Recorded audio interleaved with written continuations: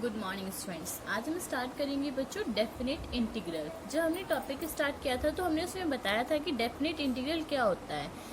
किसी भी कर्व का बाउंडेड एरिया, ठीक है, हमारा डेफिनेट इंटीग्रल होता है। जैसे कि आपके पास एक कर्व है y is equal to F X, ठीक है, और ये कर्व आपका x is equal to A और x is equal to B, और एक्स एक्सिस से जो जितना भी एरिया आपका कवर होता है वो सभी एरिया हम डेफिनेट इंटीग्रल में फाइंड करते हैं। ठीक है, डेफिनेट इंटीग्रल का एरिया फाइंड करने के लिए दो तरीके होते हैं। एक तो सिंपल है होता है आपका, जैसे आपके पास कोई फंक्शन है एफ एक्स, जैसे आपके पास है एफ एक्स, आपको दिया गया है एक्स क्यूब, तो इसका डेफिनेट इंटीग्रल का मतलब होता है कि एक यूनिक वैल्यू आपकी आती है। इसमें कांस्टेंट ऑफ इंटीग्रेशन नहीं आता है। क्यों? क्योंकि यहाँ पर हमें पता है कि आपको वैल्यू कहाँ से कहाँ तक लेनी है, ठीक है, तो इसलिए ये क्या होता है, हमारा यूनिक होता है डेफिनेट इंटीग्रल। तो इसको हम कैसे डिफाइन करेंगे, f x is equal to x cube a to b. A यहाँ पे क्या है आपकी लोअर लिमिट और बी क्या है आपकी अपर लिमिट, ठीक है। तो इसको हम कैसे लिखते हैं, X cube D X A to B. Integration क्या आएगा इसका, एक्स की power 4 upon 4 A to B. अब कांस्टेंट है, इसको बाहर लिख सकते हैं, एज इट इज लिख सकते हैं। इसमें हम क्या बताते हैं, अपर लिमिट माइनस लोअर लिमिट, यानी कि एक्स की प्लेस पर बी पुट करेंगे एक बार, माइनस लोअर लिमिट, ठीक है। तो ये क्या आ गया आपका डेफिनेट इंटीग्रल। यहाँ से आपके कर्व की एग्जैक्ट वैल्यू आएगी, आपका एग्जैक्ट कर्व आएगा जिसका डिफरेंशिएशन एक्स क्यूब आया था, ठीक है बच्चों। अब दूसरा तरीका होता है लिमिट ऑफ सम, इसको हम करेंगे बाद में, ठीक है। तो हमें करना क्या है, इसको फाइंड आउट करने के लिए अपर लिमिट माइनस लोअर लिमिट करनी है। सेम जैसे ही आपने अभी तक इंटीग्रेशन सीखा है उन सभी टाइप का इंटीग्रेशन ही है ये, ठीक है। बस उसमें हमें क्या करना है, ये हमारे पास वैल्यू दी गई होंगी एक्स की, वो वैल्यूज हमें यहाँ पर पुट करनी होंगी और अपने एग्जैक्ट कर्व फाइंड आउट करना है, या फिर उससे बाउंडेड एरिया यानी कि जो भी आपका कर्व है उसके नीचे वाला कर्व, उसके नीचे वाला एरिया एक्स एक्सिस से और एक्स की जो लिमिट दी गई है X is equal to A और X is equal to B, इससे जितना भी एरिया बाउंड होगा वो हमें एरिया फाइंड करना है डेफिनेट इंटीग्रल में, ठीक है। तो देखो बच्चों, जैसे आपके पास फर्स्ट क्वेश्चन है 0 to pi by 4 tan square X D X, हम इसे कैसे इंटीग्रेट करेंगे। आपने सारे टाइप सीख ही चुके हैं इंटीग्रेशन के, तो आप ट्रिग्नोमेट्रिक फंक्शन को कैसे इंटीग्रेट करते हैं अगर स्क्वायर में आ जाता है।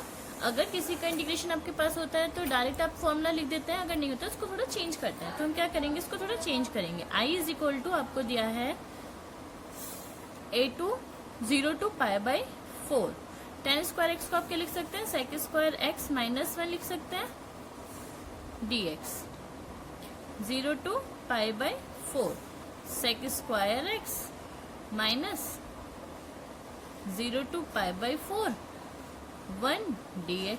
इसको इंटीग्रेट कर लेंगे, सेक स्क्वायर एक्स आप जानते हैं tan x का होता है tan x 0 to pi by 4 minus f1 का क्या होता है integration x 0 to pi by 4।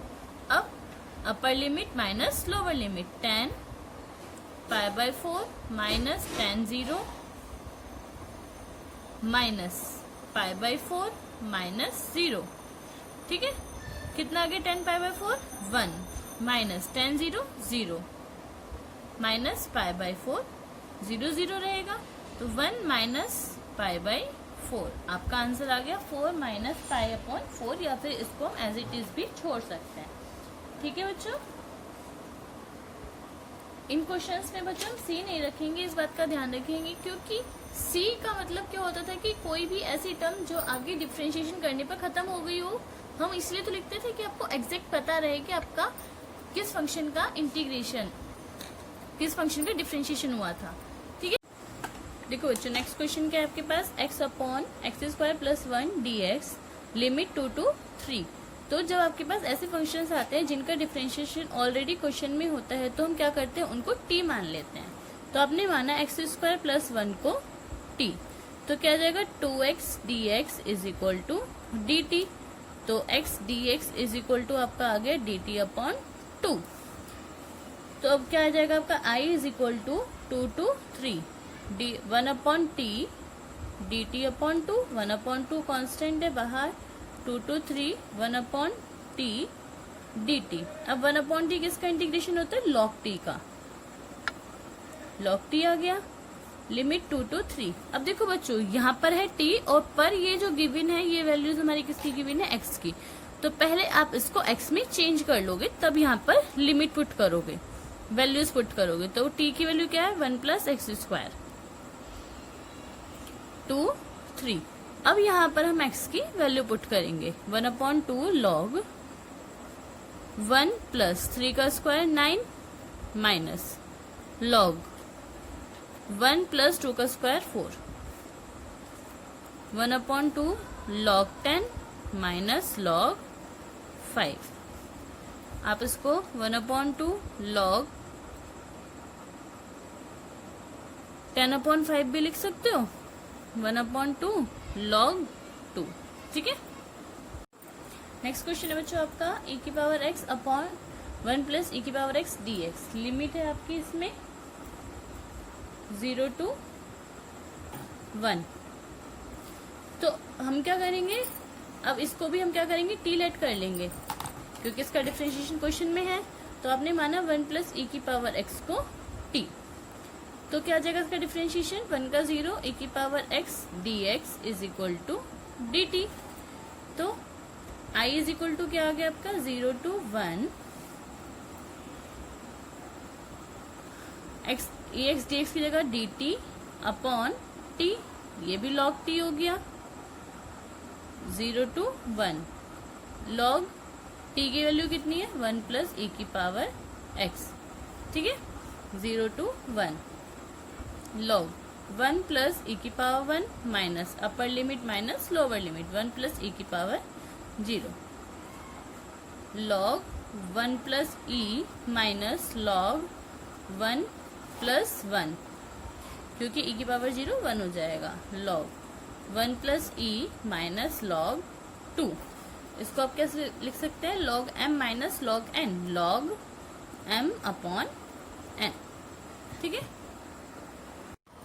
जैसे नेक्स्ट क्वेश्चन करेंगे बच्चों में, आपके पास है question number 2 x log x dx। एक बात का बच्चों हमेशा ध्यान रखेंगे कि जब भी आप वैल्यू पुट करेंगे वो सबसे लास्ट में पुट करेंगे। लास्ट का मतलब जब तक आपका इंटीग्रेशन का साइन आ रहा है तब तक आप लिमिट पुट नहीं करेंगे। ठीक है। तो देखो बच्चों यहाँ पर आपका है ये खंड समाकलन, integration by partial fraction, sorry integration by parts. यहाँ पर बाय सब्स्टिट्यूशन आप इसको सॉल्व नहीं कर सकते ना, तो हम क्या करेंगे, इसमें आपका फर्स्ट और सेकंड फंक्शन मानेंगे। अब फर्स्ट और सेकंड किसे मानेंगे? x आपका एल्जेब्रिक है, लॉगरिथम। अब लॉगरिथम में और एल्जेब्रिक में से कौन सा फर्स्ट आता है आपका? लॉगरिथम। तो लॉगरिथम को फर्स्ट और एल्जेब्रिक को सेकंड। तो क्या रूल होता है आपका? First function integration of second function minus differentiation of first function integration of second function का होल इंटीग्रेशन। तो आपका रूल अप्लाई करेंगे, i is equal to 1 to 2 x log x dx। First function integration of, sorry first function क्या है आपका? log x। Integration of second function minus integration differentiation of first function minus, sorry integration of second function का whole integration, ये तो आएगा। तो log x, इसकी value कितनी हो जाएगी? X square upon 2। ठीक है। तो एक्स स्क्वायर अपॉन 2 लिमिट हमारी पूरे में रखी जाएगी 2 1 माइनस 1 to 2 log x का डिफरेंशिएशन 1 अपॉन x, x का integration x square upon 2 dx, x से x cancel, x square upon 2 log x limit 1 to 2 minus 1 upon 2 constant है बाहर, कितना बचेगा 1 to 2x dx। इसको इंटीग्रेट करेंगे अब आप। 1/2 इसमें भी कांस्टेंट है, बाहर लिख लिया, x square log x 1 to 2 minus 1/2 इसका इंटीग्रेशन x स्क्वायर अपॉन 2।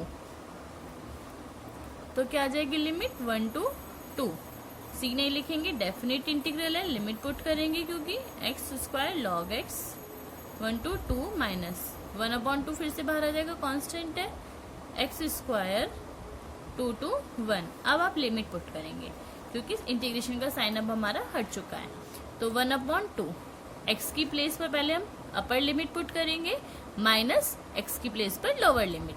तो x स्क्वायर यानी कि 2 का स्क्वायर log 2 माइनस 1 का स्क्वायर log 1 माइनस 1/4 2 का स्क्वायर माइनस 1 का स्क्वायर। ठीक है, 1/2 2 का square 4 log 2 minus 1 log 1 minus 1/4 2 to 4 4 minus 1 3 आ जाएगा।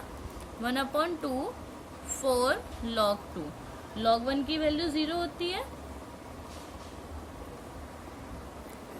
Minus 0 minus 1/4 into 3। तो क्या आ गया आपका, इस 2 से ये 4 कैंसिल हो जाएगा, तो 2 log 2 माइनस 3/4। ठीक है बच्चों, आंसर। नेक्स्ट क्वेश्चन करेंगे बच्चों आप थर्ड। आपको दिया है I is equal to 0 to 1 x dx upon square root 1 plus X square.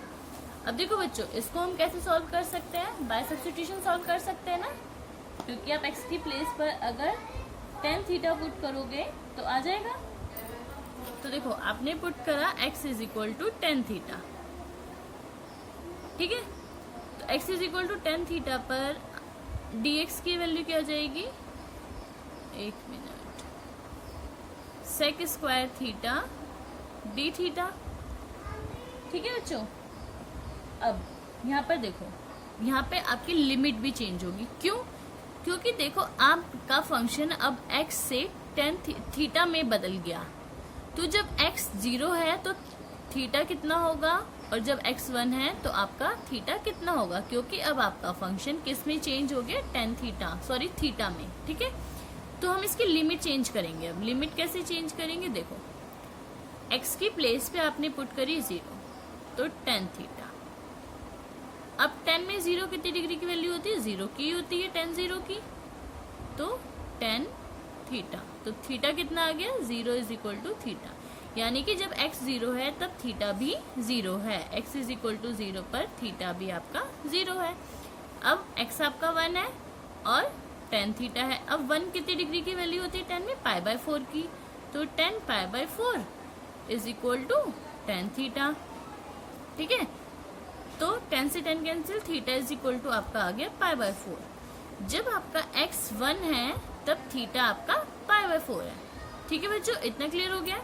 अब देखो आपका I क्या हो जाएगा, अब आपकी लिमिट 0 पे थीटा पे कितना थी, 0, 1 पर है थीटा की π/4। अब x की प्लेस पे क्या है आपका tan थीटा,